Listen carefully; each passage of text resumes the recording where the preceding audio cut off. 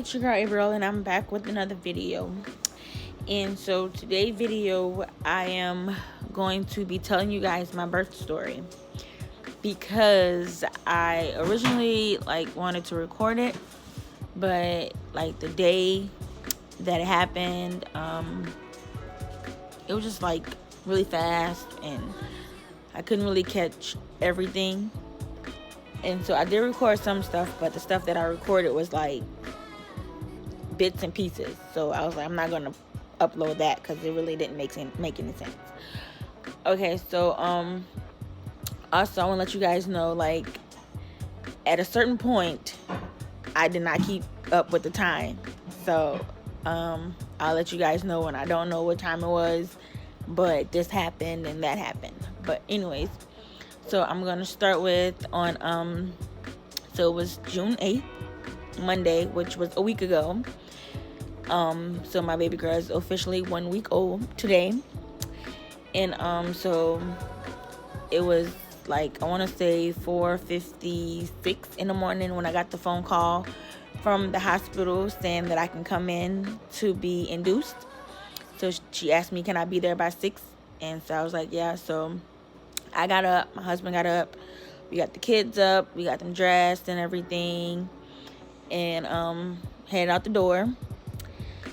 So I arrived at the hospital, I want to say around 5:55-ish, and my husband went and dropped off our other 3 kids at my sister's house.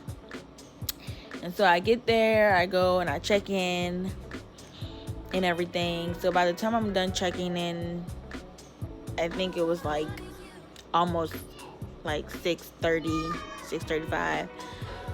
And so then I got done checking in, went into the room, I met my nurse, and she was a really nice nurse too. She was really nice. I want to say she was one of the nicest nurses I've ever had. She was really nice, and without her and my husband, it would have been really hard for me to give birth.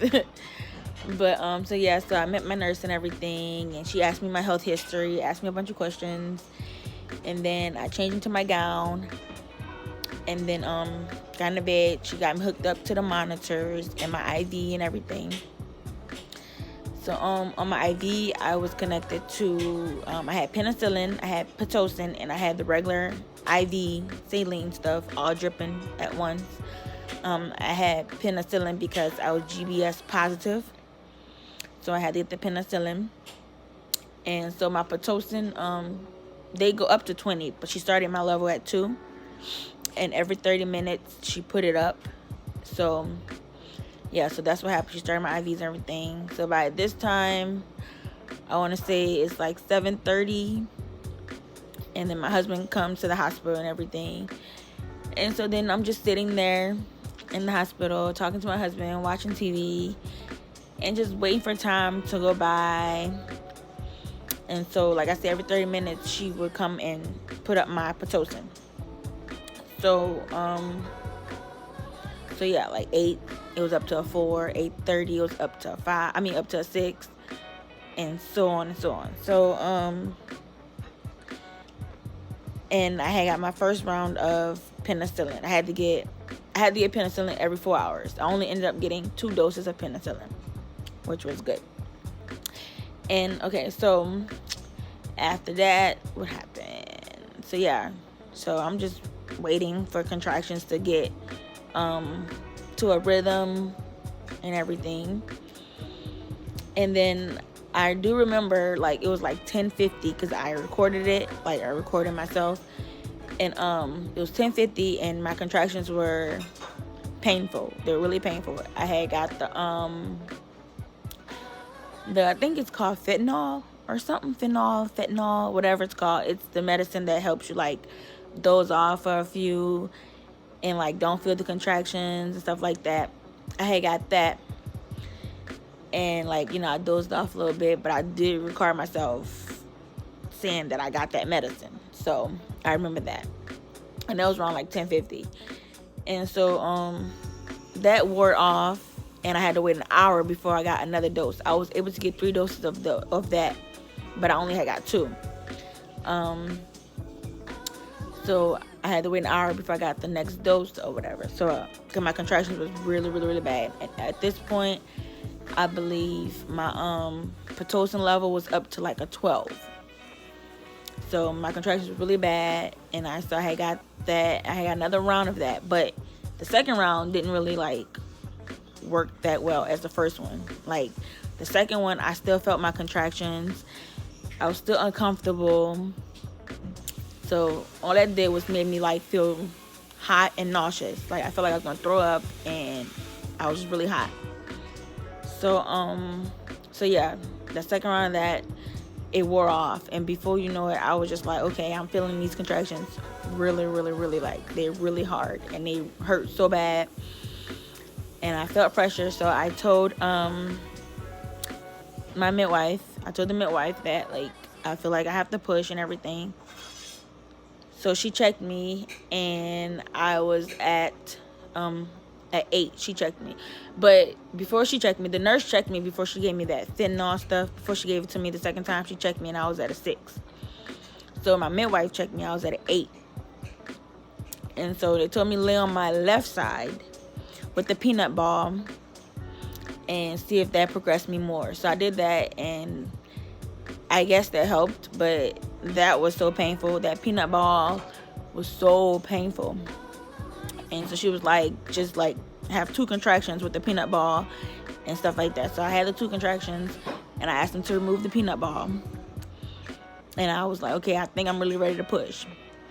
And so she checked me. She was like, there's a little thin layer on my right side. She was like, all you have to do is like get the baby head to lay on the right side, and then you're ready. So they put me on my right side, and I was crying because it was so painful. I could not take it. It was like a stabbing pain inside of me that just didn't want to go away. So I was like, no, I can't be on my right side. Can I lay back on my back? They put me back on my back. And so she was like, okay, with your next contraction, you can push. So, and I was sitting up, by the way. I didn't lay back when I was pushing. I was set up, like I had the bed sitting up or whatever. So I think that was really good too. Instead of me laying all the way flat on my back, sitting up really helped. So I sat up, and so in my next contraction, I pushed, and then like pushing and pushing and pushing. I do believe I pushed. Well, my husband said I pushed about 4 or 5 times. I think it was like 3 or 4 times, but it had to be like 4 or 5 times. And I pushed, and so yeah. And I didn't have epidural, so it was all natural. I felt everything. And all I can remember saying to myself is like, in my head, I'm like, I'm never doing this again.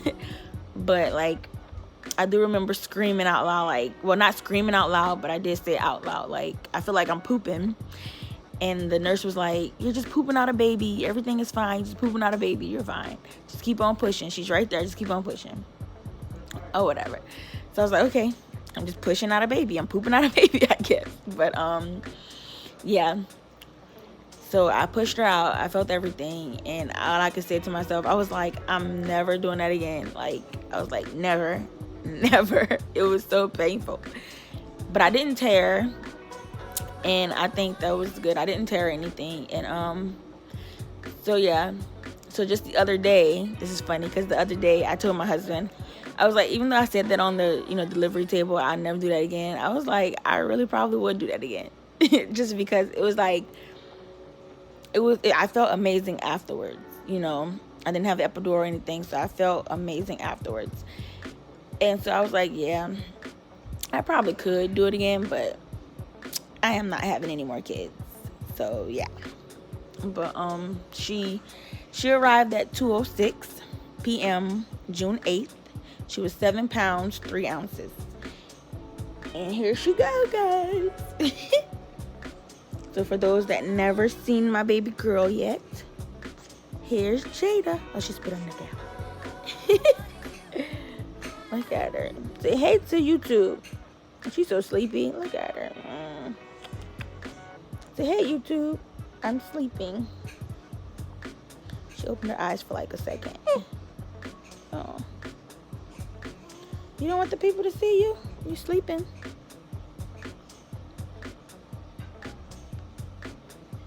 Take off her little hat so you guys can see her.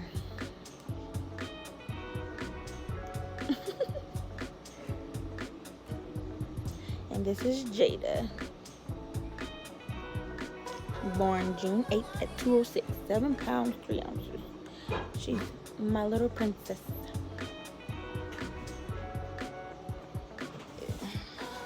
Trying to see if she'll wake up. She actually just fell asleep because I just fed her, but she can probably wake up for a second or so. There you go, mama. They want to see you.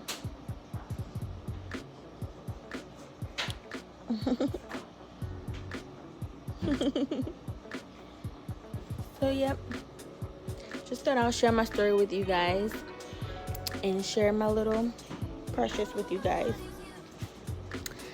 So don't forget to like, comment, and subscribe. Thank you guys for watching my video, and I'll see you in my next video. Bye.